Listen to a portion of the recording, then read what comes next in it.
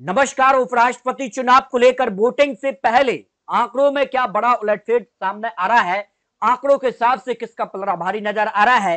क्योंकि वोटिंग के ठीक पहले जिस कार्य का माहौल देखने को मिला है और उपराष्ट्रपति चुनाव एक बड़ा चुनाव अब देखने को मिल रहा है। किसके पास बहुमत का आंकड़ा है?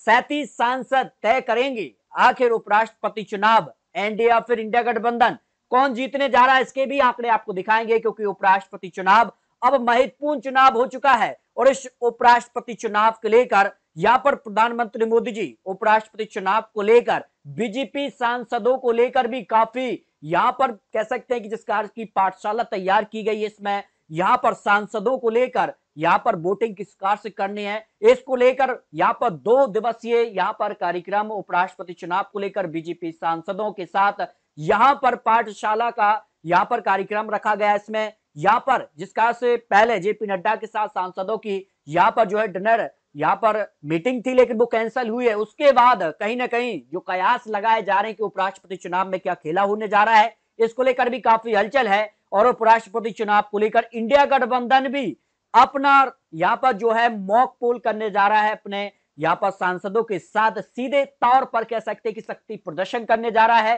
क्योंकि 37 सांसद ही निर्णायक हो जाते हैं। इंडिया गठबंधन और महागठबंधन में 37 सांसद यहां पर तय करने जा रहे हैं कि आखिर यहां पर उपराष्ट्रपति चुनाव कौन जीतने जा रहा है, क्योंकि आंकड़े किसके पक्ष में जा रहे हैं। जो सांसदों का गणित है उस आधार पर किसका पलड़ा इस समय भारी नजर आ रहा है। क्या अंदरूनी खाने कुछ बड़ा होने जा रहा है? लोकसभा की 500 यहां पर 42 सीटें, एक सीट खाली है, और राज्यसभा की 240 सांसद मिलकर तय करेंगे उपराष्ट्रपति चुनाव के लिए कौन जीतने जा रहा है। तो एनडीए यहां पर अपने सांसदों को लेकर किसका से वोटिंग करनी, इसको लेकर 2 दिवसीय कार्यक्रम रखा है।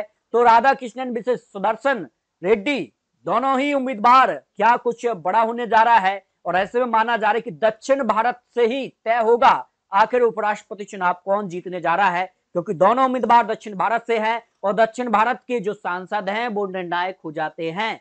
तो यहां पर इस चुनाव को यहां पर एनडीए और महागठबंधन यहां पर पूरी रणनीति के साथ इस चुनावी मैदान में है, और जीतने के लिए 300 यहां पर 92 सांसद चाहिए। और ये 392 जो सांसद हैं वो किसके पक्ष में जा रहे हैं, क्योंकि लोकसभा चुनाव और राज्यसभा चुनाव को मिलाकर जीतने के लिए 392 सांसद तय कर देंगे कि आखिर एनडीए और महागठबंधन कौन जीतने जा रहा है।